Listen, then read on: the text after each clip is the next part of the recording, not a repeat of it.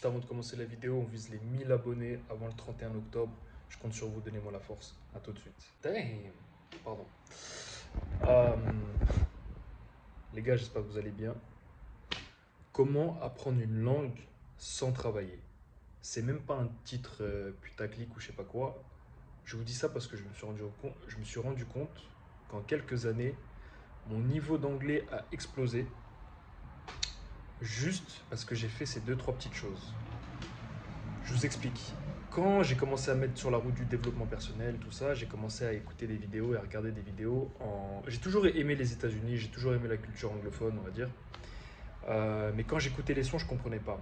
Et donc, avec le développement personnel ou plein de choses, même les sports de combat, j'ai commencé à regarder des vidéos en anglais. Et je me souviens à l'époque, j'étais dégoûté parce que sur YouTube, il n'y avait pas les sous-titres en français pour toutes les vidéos, enfin, c'était galère. Mais je me forçais à écouter ça. Donc parfois il y avait les sous-titres en français, parfois non. Et quand il n'y avait pas les sous-titres en français, je mettais les sous-titres en anglais. Mais j'ai consommé du contenu comme ça, par plaisir en fait, parce que je voulais vraiment regarder ça et que ça m'intéressait. Même pas pour apprendre l'anglais. Et petit à petit en fait, je suis passé des sous-titres français aux sous-titres anglais à plus de sous-titres. Et ça en quelques années. Et je me suis rendu compte que plus je regardais les vidéos, plus mon niveau augmenter, ce qui est normal, vous allez me dire. Mais j'avais même pas besoin de travailler en fait.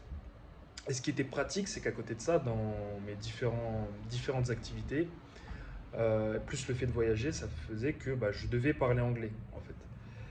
Et le fait de consommer du contenu en anglais, plus parler avec des gens à côté de ça en anglais, je me suis vachement amélioré. Et à aucun moment, là depuis des années, je me suis posé en me disant je vais travailler, je vais faire de la conjugaison, je vais faire du machin, de...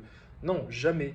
La dernière fois que j'ai bossé à proprement dit, l'anglais c'était à l'école. Et à côté de ça, c'était que du plaisir en fait, que du plus. J'apprenais des choses sur la vie ou sur les sports de combat ou sur un sujet quelconque et j'apprenais l'anglais en même temps. Et à côté de ça, c'était des discussions que j'avais avec des gens dans la rue.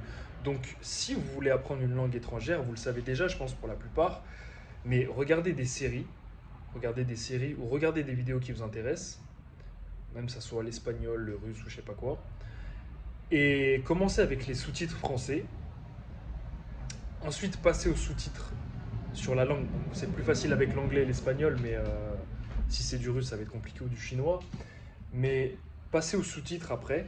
Là, on va parler de l'anglais par exemple, si vous avez du mal en anglais. Passez aux sous-titres anglais et après, vous allez voir que vous n'avez plus besoin de sous-titres. Et pour vraiment la plupart des podcasts que j'écoute aujourd'hui, je comprends tout. La seule chose où je vais être honnête avec vous, c'est parfois sur les musiques, quand ça va trop vite, j'arrive pas à capter, et parfois sur les films aussi. Les films, je mets encore les sous-titres anglais pour le coup, pour être honnête avec vous.